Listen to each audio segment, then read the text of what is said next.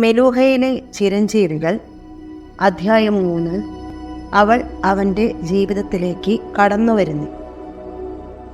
വൈദ്യന്മാർ നിശ്ചയിച്ച മരുന്നുകൾ നന്ദിയുടെ ശരീരത്തിൽ പ്രവർത്തിച്ചു കൊണ്ടിരിക്കവേ അയാൾ മണിക്കൂറുകളോളം അബോധാവസ്ഥയിലായിരുന്നു. പനി നിയന്ത്രിക്കുന്നതിനായി ശിവൻ അയാളുടെ അടുത്തു തന്നെ ഇരുന്ന് പൊള്ളുന്ന നെറ്റിയിൽ നനഞ്ഞ തുണി മാറി മാറി ഇട്ടുകൊണ്ടിരുന്നു.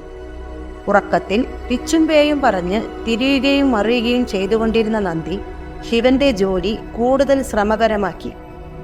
ഞാൻ തേടിക്കൊണ്ടിരിക്കുകയായിരുന്നു കാലങ്ങളായി, അനവധി കാലങ്ങളായി, 100 വർഷം. ഒരിക്കലും നീലകണ്ഠനെ കണ്ടുമുട്ടുമെന്ന് ഞാൻ കരുതിയിരുന്നില്ല. ജയ് ശ്രീറാം. പനി ശമിപ്പിക്കുവാനുള്ള ശ്രമത്തിനിടയിൽ ശിവൻ നന്ദിയുടെ പുലമ്പൽ അവഗണിച്ചുവെങ്കിലും അയാളുടെ കാതിനെന്തോ മുഴങ്ങ